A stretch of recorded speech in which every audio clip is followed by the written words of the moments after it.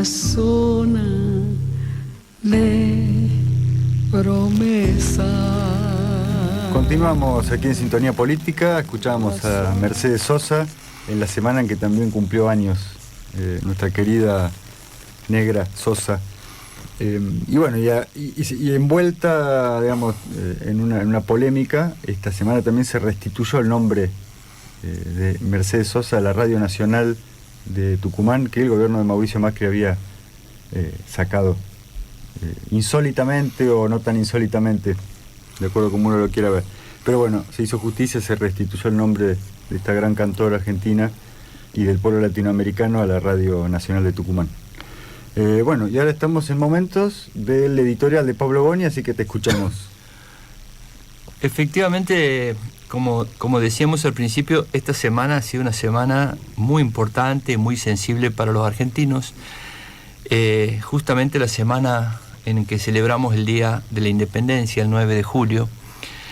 Esta semana que pasó y la que viene son un par de semanas en que los argentinos nos jugamos mucho.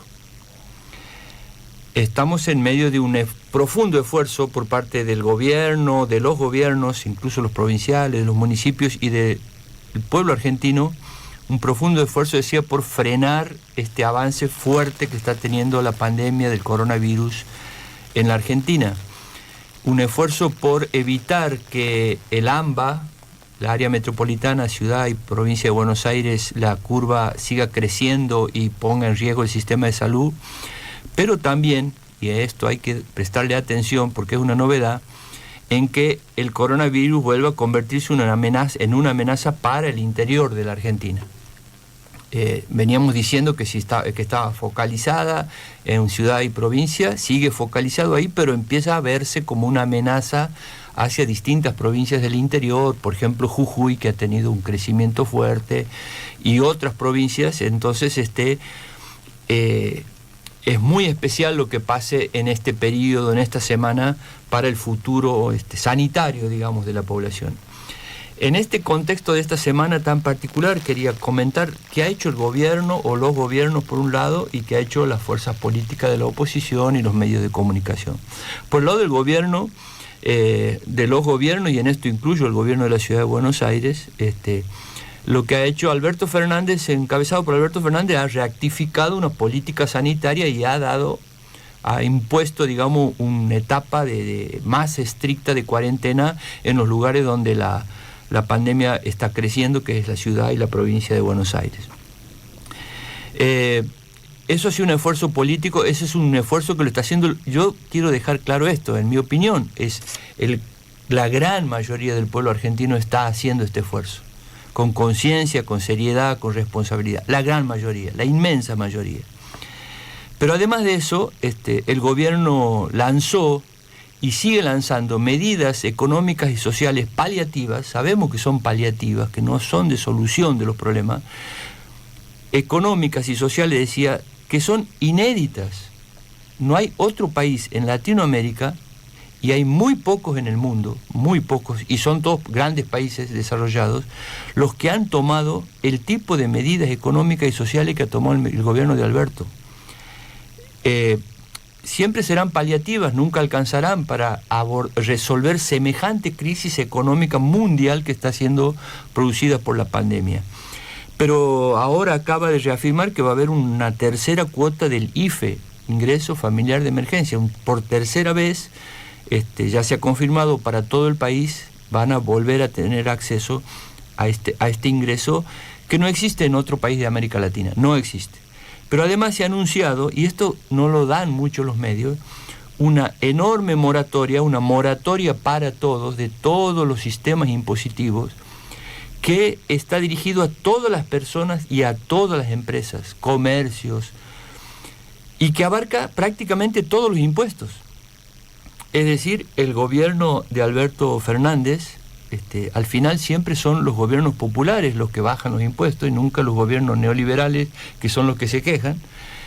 Va a ser una moratoria que va a cubrir todos los impuestos que deben pagar las personas físicas y las empresas de todos los tamaños. Esa moratoria va a abarcar todas las deudas y multas capitales e intereses contraídos hasta el 31 de junio, las que tengan de arrastre y la de época de pandemia, hasta el 31 de junio, perdón. Y la primera cuota de esa moratoria, que va a ser muy beneficiosa, se va a pagar recién en noviembre.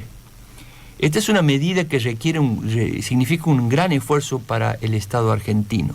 Además se va a sostener el ATP, que es la ayuda a las empresas para pagar el salario de los trabajadores, y ya se empiezan a conocer anuncios económicos de plan de reactivación del post-pandemia. En tercer lugar, el gobierno en esta semana está tratando de cerrar una durísima negociación para salvar a la Argentina de la brutal deuda externa que dejó Mauricio Macri. Eso es en esta semana. Y estas tres cosas, el gobierno de Alberto las anuncia y las lleva adelante en el marco de una propuesta y una acción de unidad nacional, de diálogo en los hechos, en la realidad.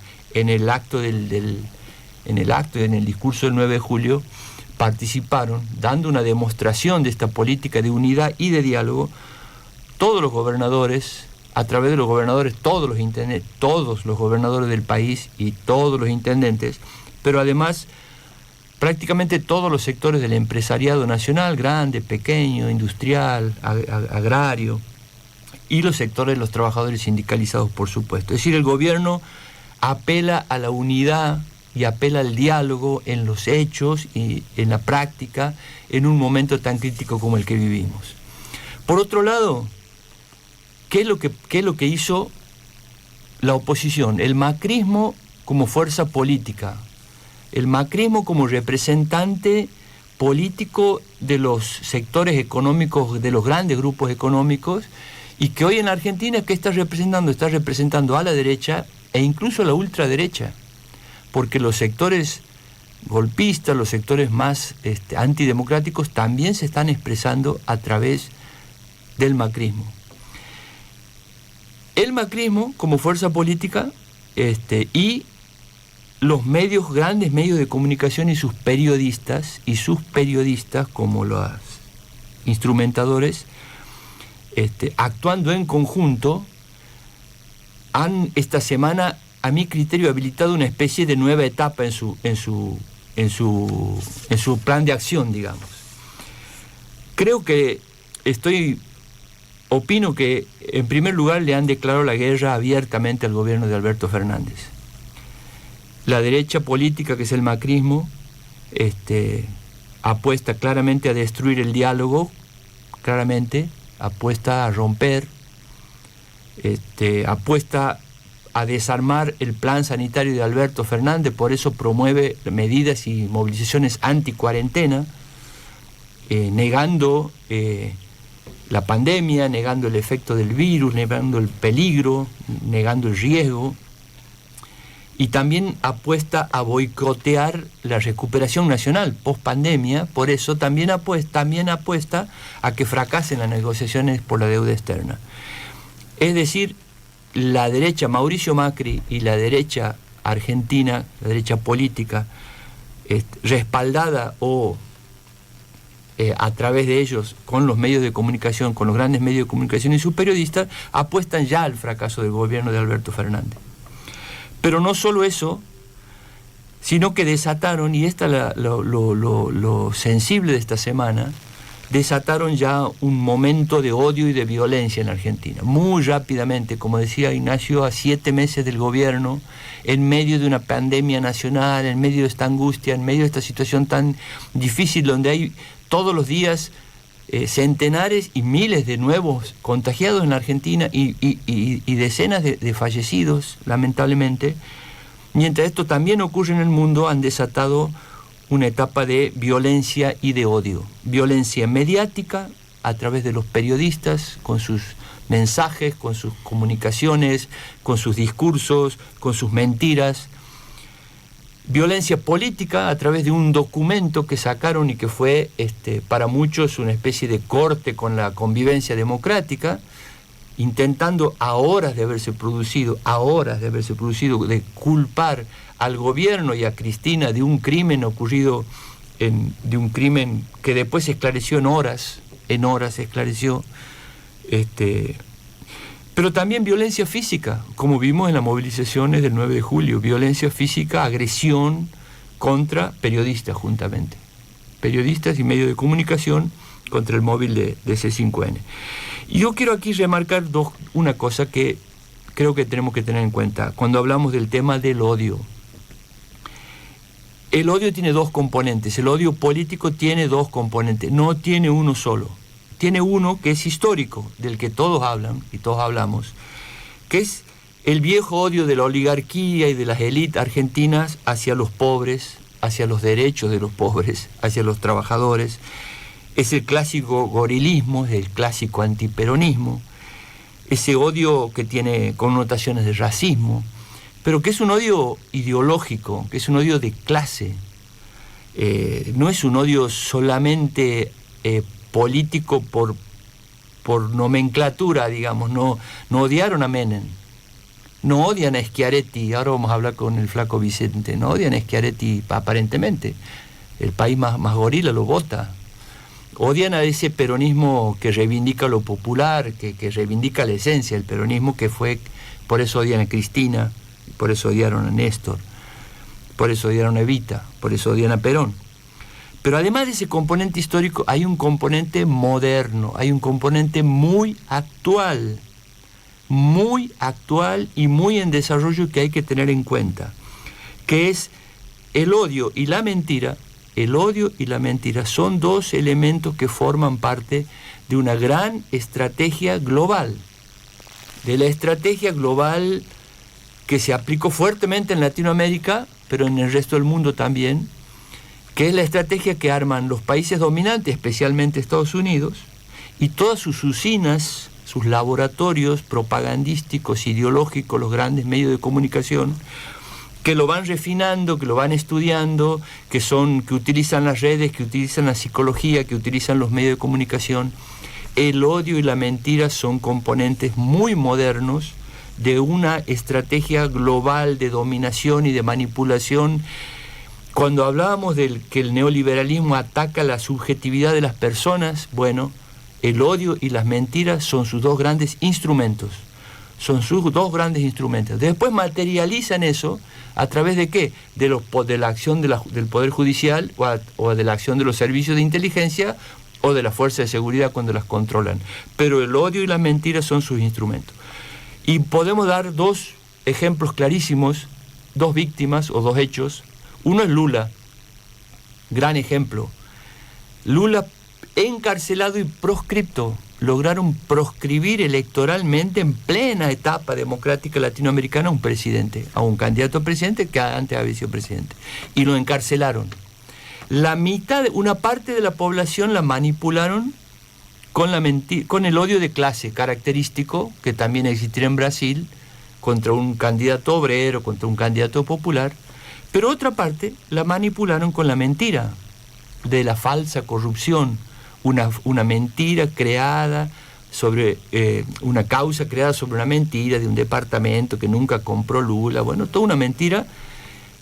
Y el resultado de esa gran manipulación fue que Bolsonaro. Y ahí está el pobre país hermano de Brasil debatiéndose en una crisis increíble, con un presidente increíble que está manejando y costándole centenares de miles de contagiados y de vidas, decenas de miles de vidas al hermano pueblo brasileño. Y lo hicieron con la Argentina, lo hicieron con Cristina y lo hicieron con la candidatura de Scioli. Por una parte el odio contra Cristina, que sintetiza, el odio contra Cristina sintetiza el odio de la oligarquía contra Eva, contra el peronismo, el gorilismo clásico, pero también usaron la mentira moderna, Nisman, el suicidio de Nisman utilizado para destruir a Cristina y la candidatura de Scioli en plena campaña electoral, recordemos.